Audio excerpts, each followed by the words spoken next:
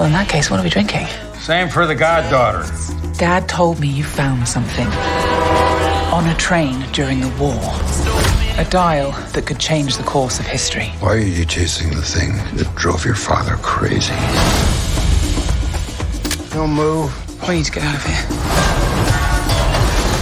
Stop! Sorry. Helena! Dr. Jones, get him.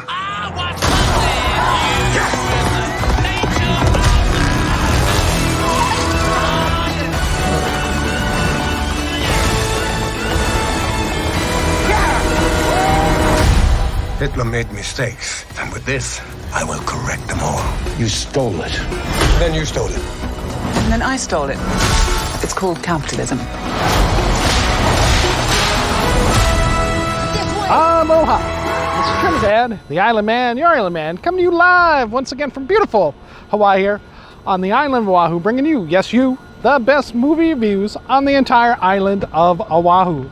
And yes, this is Trinidad, the Island Man, your Island Man. And today, opening weekend, holiday weekend, happy July 4th, Independence Day here in the United States.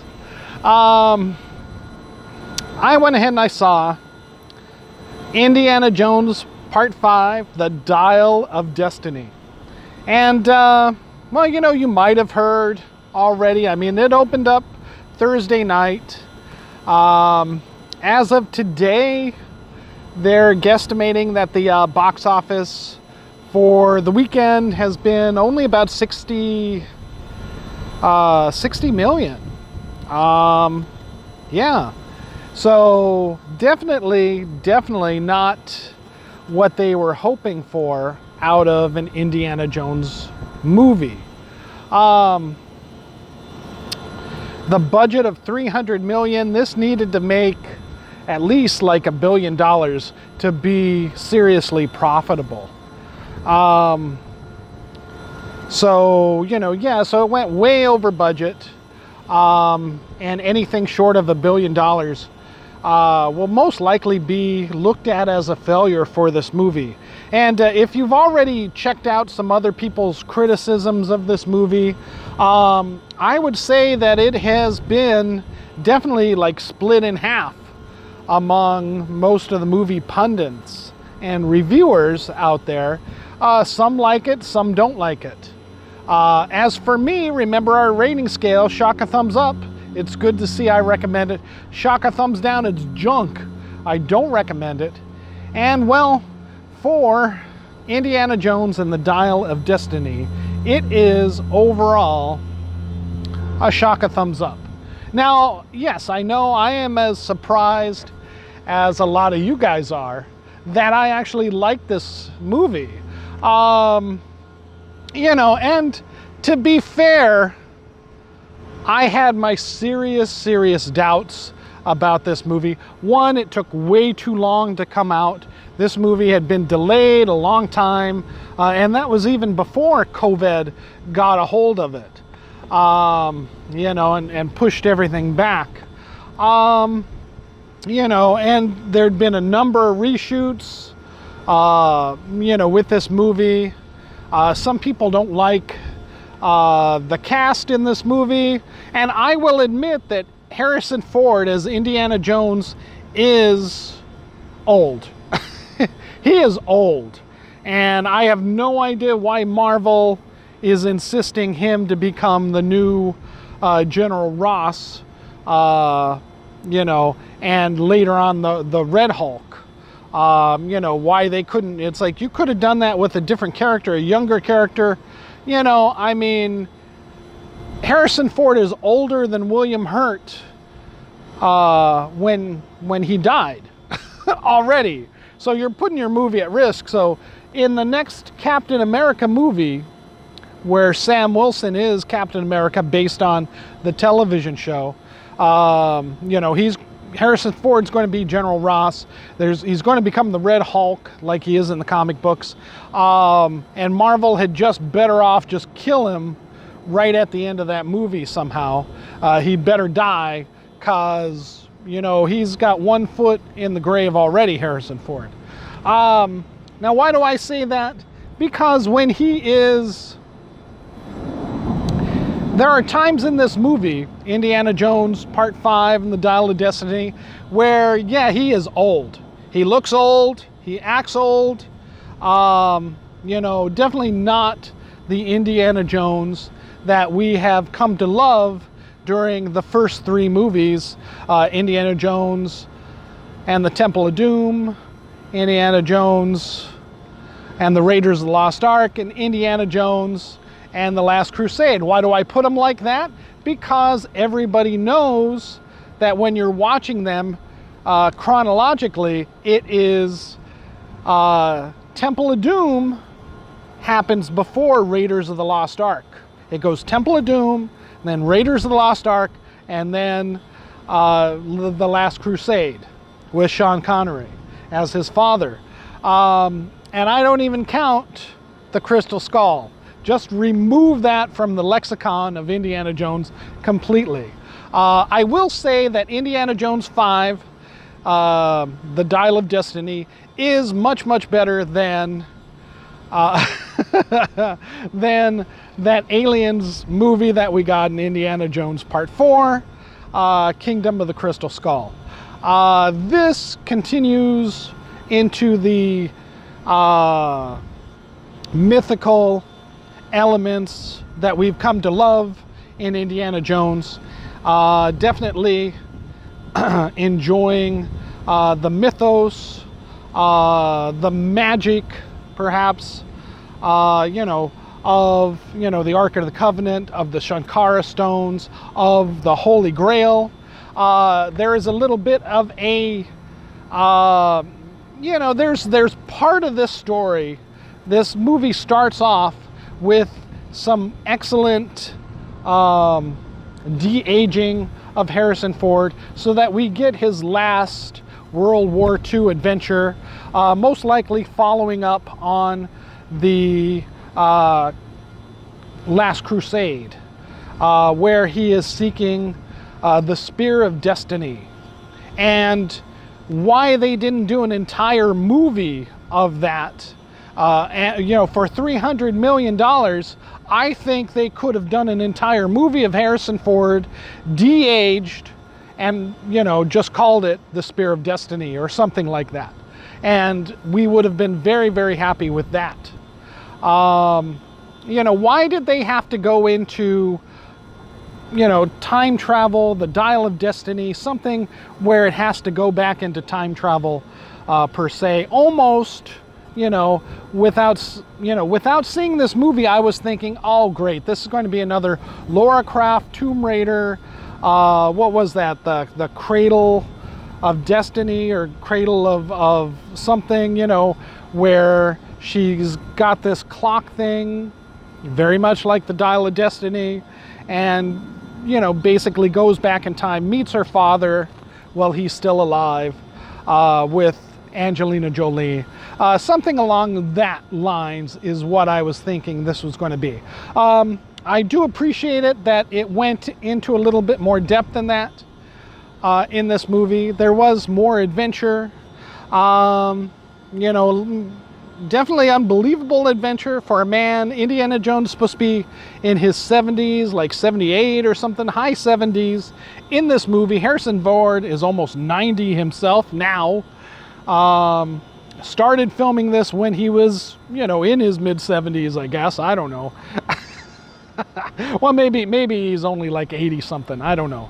But still, I can't believe that Indiana Jones at 70 something is jumping around as much, going through, or let alone his punches would have the strength to fell these Nazi and Nazi sympathizers that he finds himself against with Phoebe Waller, as you've seen in the trailer, his granddaughter, no, not his granddaughter, his goddaughter, to his best friend who has died. Her father has died and left her the knowledge of how to find the Dial of Destiny, which is basically the Dial of Archimedes in this great great, historic inventor, artist of, the Roman era. And right away we are kind of pitted with Phoebe Waller-Bridge's character being kind of taking on the initial aspects of Indiana Jones. And Indiana Jones kind of following her, being her sidekick for what feels like at least the second, half of this movie. The first half is that historical at the end of World War II that sets up finding half of the Dial of Archimedes. And then it switches to what is modern day in the 1969 in this movie, when Phoebe Waller comes for half of the Dial of Destiny that her father and Indy had found at the end of World War II, while looking for the Spear of Destiny. We find a Nazi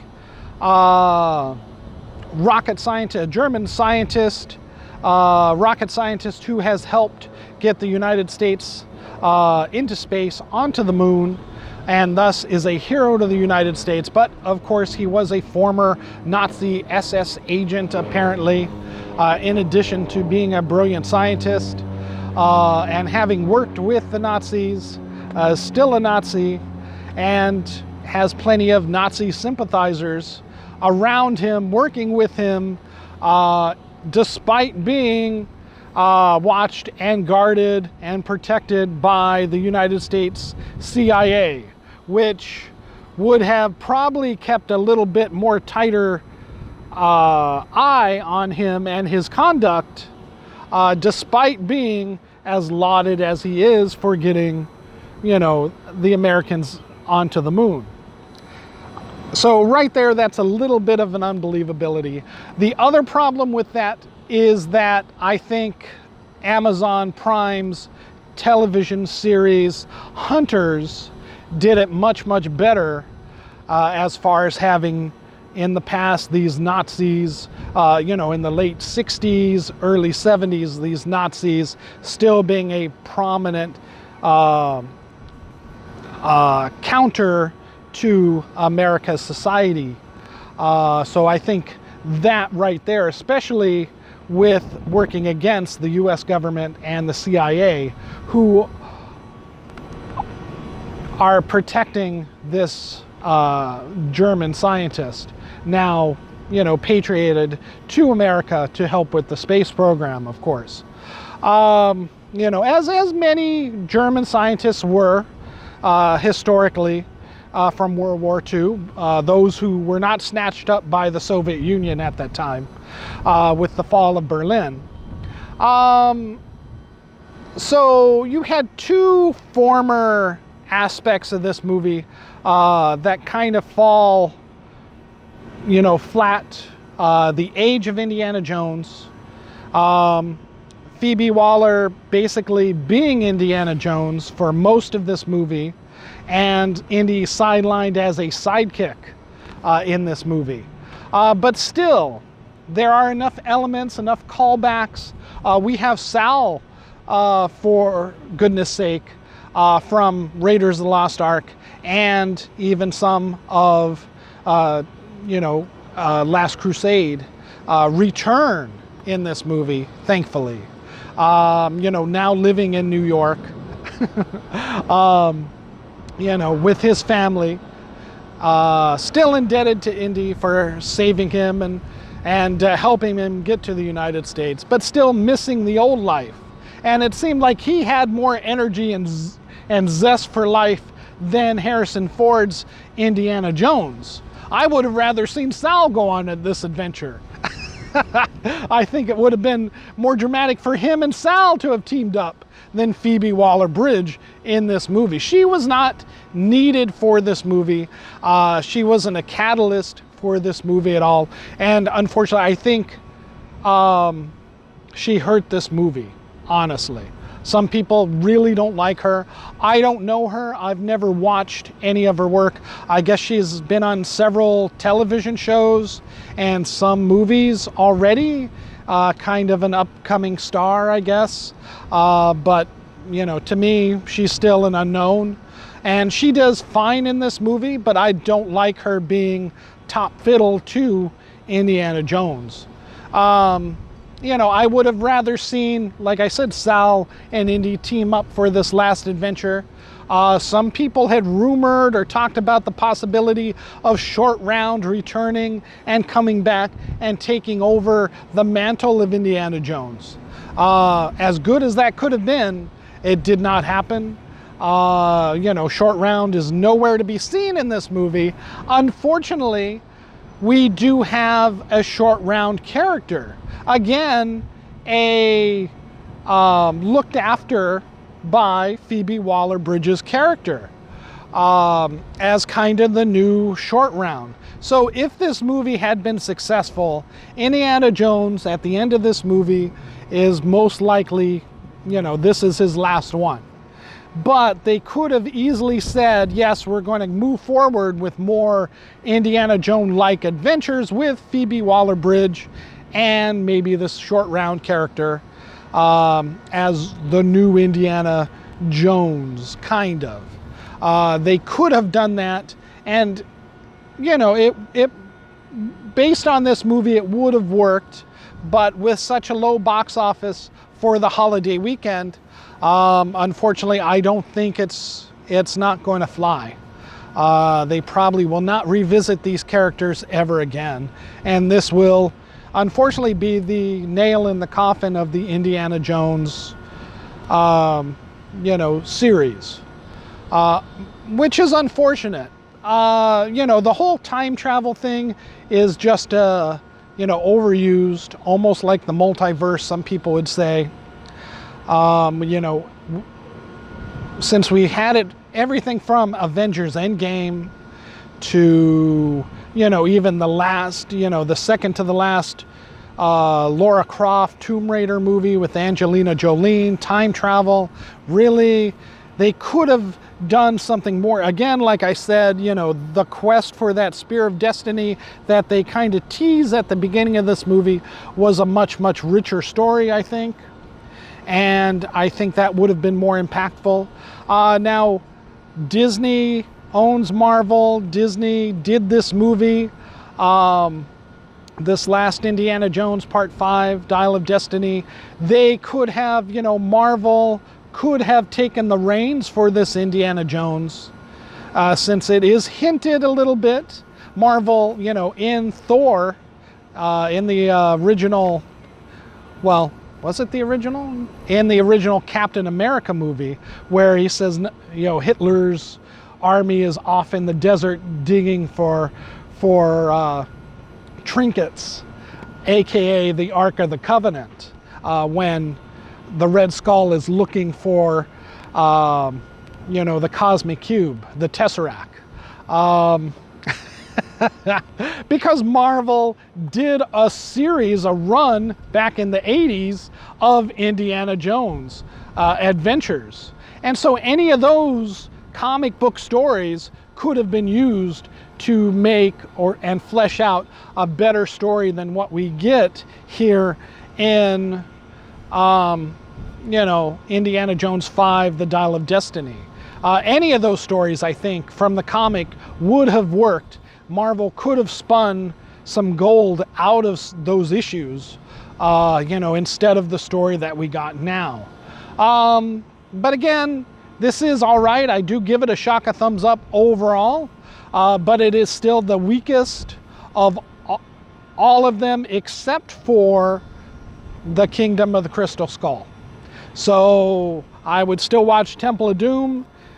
Well, I would still watch Temple of Doom, Raiders of the Lost Ark, and Last Crusade first, followed by, you know, Dial of Destiny Part 5, and then just forget it. Just call that the new Part 4 and forget about Kingdom of the Crystal Skull. And that's that. All right, that's all I can say about this movie. Why did it fail? Why did it get such a low box office? I think, you know, the weather's been really good. It's the holiday. People are having picnics. People are, you know, enjoying, you know, the weather for the most part. Yes, it's super hot. But a lot of the young kids, they don't know Indiana Jones anymore.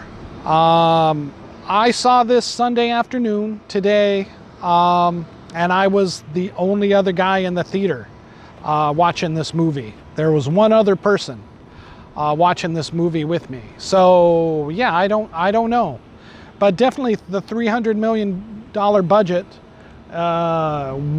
was way too much for this, and this is going to be a terrible loss for Disney Studios. But still, it's a decent enough show if you want to go see it, but I can understand waiting to catch this on Disney Plus and streaming, which is what probably a lot of people will end up doing. And, you know, they'll probably enjoy it there. All right.